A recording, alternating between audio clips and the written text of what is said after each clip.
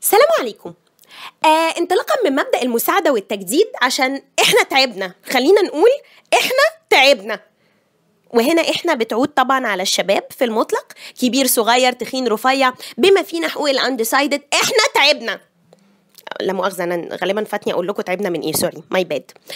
من التظبيط يا أصدقائي، في لغة أخرى في مكان آخر الشقط سعادتك.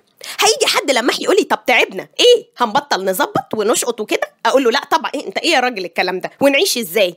وننم على إيه؟ ونعمل جروب واتساب نبعت فيها سكرين شوتس نفضح فيها الناس على مين؟ إيه يا راجل ما تغلطنيش، نبطل إيه بس؟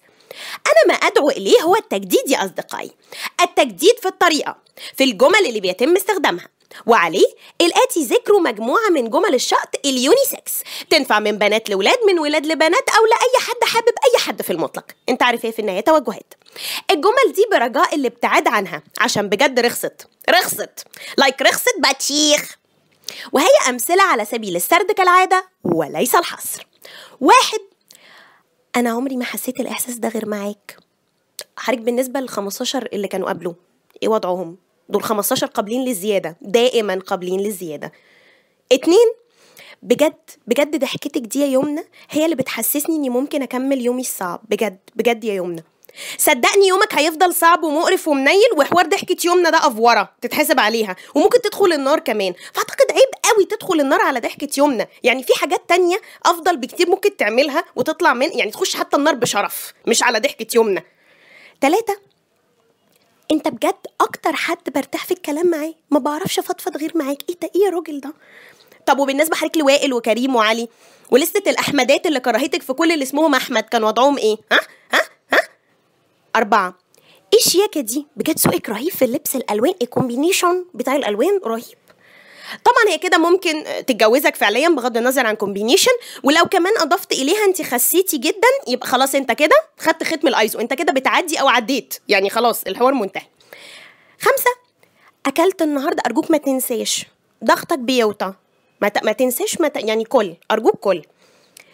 انت ام بت، ايه الكلام ده؟ اي جمل ليها علاقه باكله وشربه ولبسه، الاهتمام الزايد الاوفر ده، انت والدته انت، هي شالته في بطنها 9 اشهر، حقها بقى تساله بقى ده اكلت، دخلت الحمام، الحوارات دي احنا مالنا؟ انا مالي؟ انا كل شرب ما كلش مش مشكلتي. 6.